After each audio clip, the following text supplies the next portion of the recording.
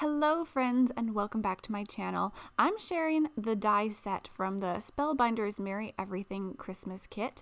You get all these wonderful dies here that can cut out this vintage car, and then you can go ahead and dress it up with all the accessories.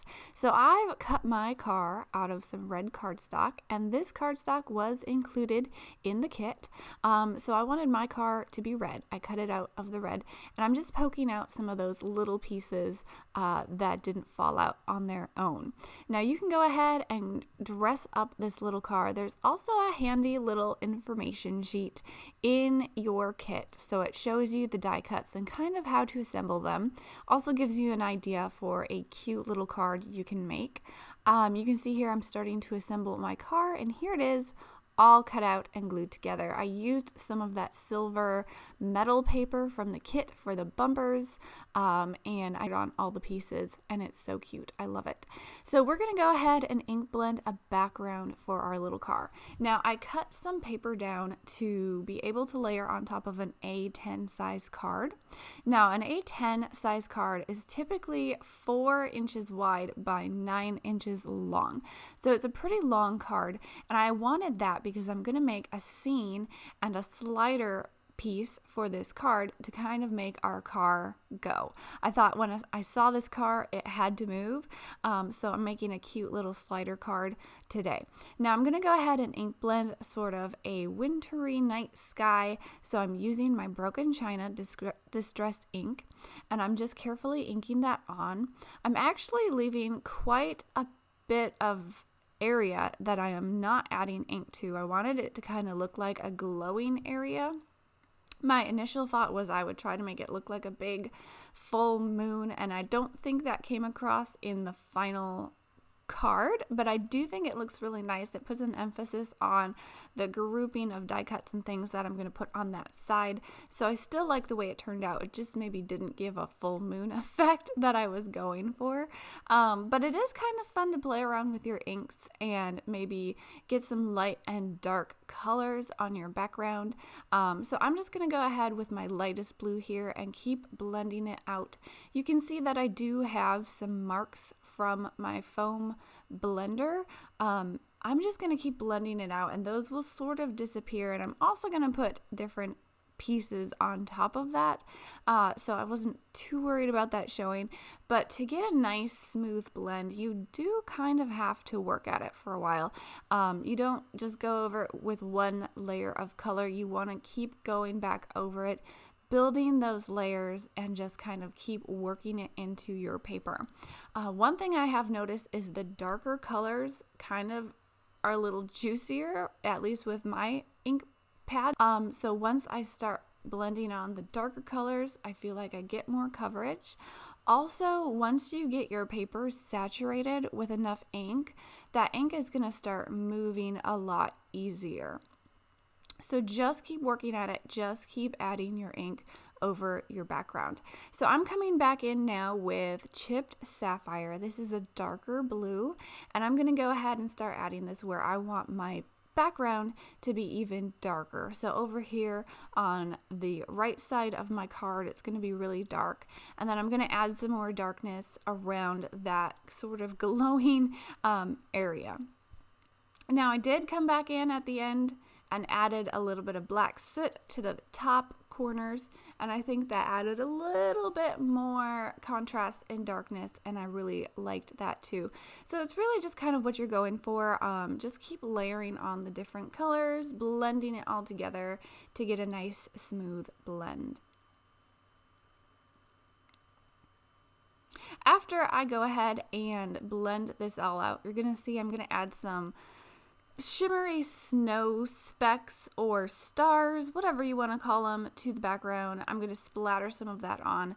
So since I knew I was going to use a little bit of water, or not water, but a liquid medium, I wanted to go ahead and use this distressed ink because it does react with water. If you don't want it to move at all, go ahead and use a hybrid ink. Hybrid inks are great because they are permanent once you heat set them. So even if you put any other medium on top of it, glues or anything, that color is going to stay put. So in the past, when I've used maybe a white Nuvo drop and put it over a distress ink, that ink will tint that Nuvo drop because it does react with other mediums. But if you used a hybrid ink or permanent ink and put a medium, say like a white Nuvo drop over the top, it's not really going to tint that drop because once it's dry, it's permanent, it's not moving. So keep that in mind when you go ahead and use your inks, kind of what you want, what you're going for. If you want that ink to stay put, use a hybrid ink, or if you want it to move like I did today, go ahead and use your distress inks or inks that react with a little bit of liquid or other mediums. So I'm getting close to being done with the ink blending here. I left this part in so you guys could see that it does take a little bit of time and a little bit of work to get your ink blending the way you want it to. And honestly, I could have gone in and done even more color and more saturation with my blues. But I thought once I get all of my elements on here, it's gonna look fine. So I kind of stopped with a little bit of this black soot on the top and the corners of my card. So once I was done with that ink blending, I went ahead, I wiped up my glass mat, and I'm moving on. I'm using this In Motion die set from Fun Stamper's Journey. This is just a really simple die set. I think it's fantastic though because it can cut out all these different shapes of slider tracks.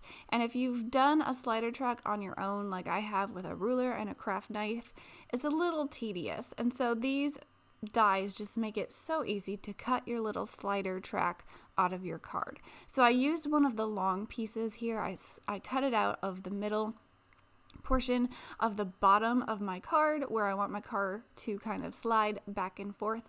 And I'm taking some of this white glitter cardstock from the Spellbinders Christmas kit, and I'm just kind of tearing the top apart because I wanted it to look like snow. I wanted it to look like my car is driving through a snowy winter scene. So I'm just going to kind of measure out how thick I want that to be, how high I want that to come up, and then I'll trim that down a little bit later. I want to make sure that I can stick my little car into this slider track. I'm doing that by using a few of the foam squares from the Christmas kit, put it on the back of the car, and I just put it through that slider track, and it actually fits perfectly. I was really pleased at how well it fit. And then on the back, I put one of those tire die cuts on the back of my foam square to kind of hold my car in place. And you can see now that you can slide it back and forth. Now, I'm putting my snow on the bottom of my card here. I've measured out how high I want it to come up on my car. And I've also put a bunch of those foam squares down on the bottom to pop it up a little bit so that my car can slide back and forth freely and not get stuck on this layer of snow. Now, I did go ahead and put another foam piece on the back of my car. So I have two of those foam pieces that is holding it into the track. I wanted a little bit more stability for that. So I do have two foam pieces, and then I put that little tire die cut on the back of the foam pieces to hold them in place. I did go ahead and cut out a lot more of these trees from the die set, and I'm kind of building a forest that our car is driving through. And you can see here I've added a little piece of that glitter stock on the back of those foam pieces where I can pull my car back and forth. I've also put some foam pieces around that little strip to kind of hold it in place and create like a track, so I can pull it in and out and it's not going to go all over the place. I've also doubled up on foam tape on the back of this panel to pop it up some more so that that track can slide freely, and it gives it a little bit more of dimension. So here is my card almost finished out. You can see it kind of got stuck on one of those trees, but I pressed that down out of the way and it is sliding freely now, and I think it's just so cute.